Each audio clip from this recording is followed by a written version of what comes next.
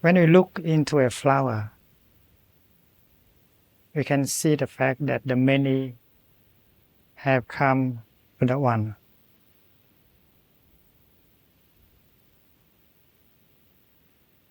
Many conditions have come together in order to help the flower to manifest as a wonder of life.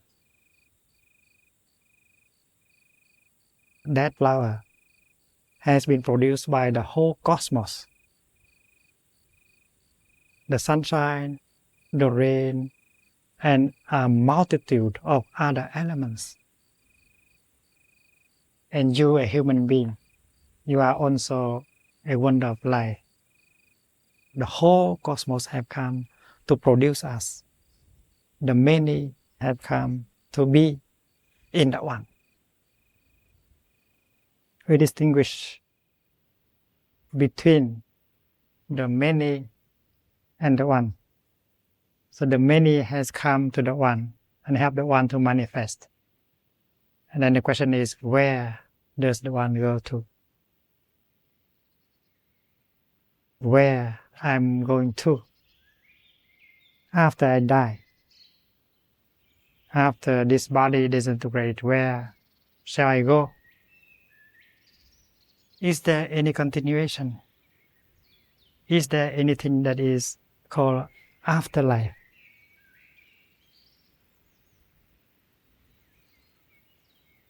The answer is maybe the one goes to the all, go back to the all. But the question here is whether it is necessary to go somewhere. Have you really come from somewhere in space or time? There's no need to come and to go. Our true nature is the nature of no coming and no going.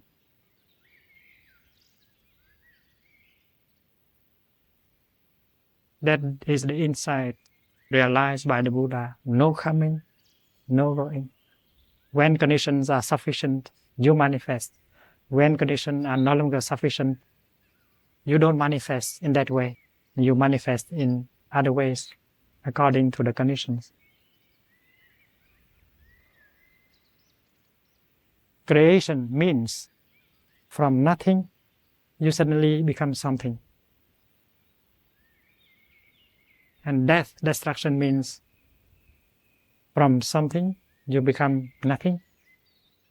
From being, you become non-being. From someone, you have to become no one. And many of us think of death as becoming no one. What a pity. What a wrong perception. And in fact, you are free from all these pairs of opposites.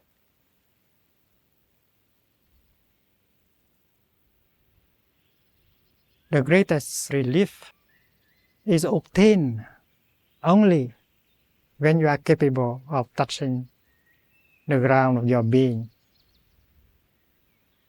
the ground of your non-being. Our true nature is the nature of no coming, no going, no birth, no death, no being, and no non-being. Because these are concepts, they are notions that cannot describe the ultimate reality. The ultimate reality is free from both notions, being and non-being, birth and death.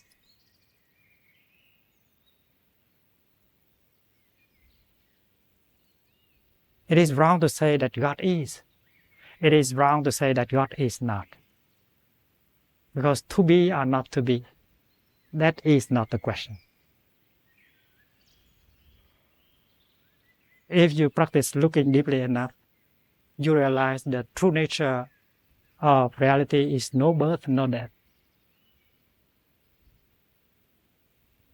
Otherwise, the dualistic view will prevent you to understand what God really is and what really is not.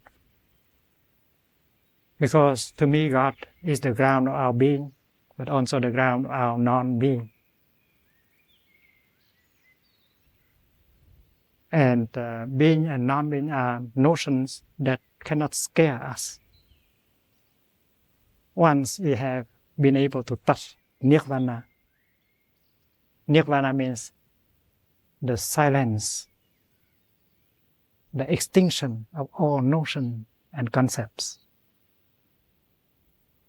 Most of our sufferings come from our thinking, our notions, our ideas.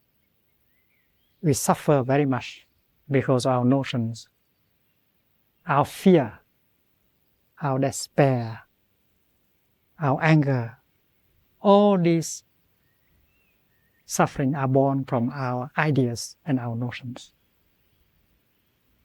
This is the message of the Buddha.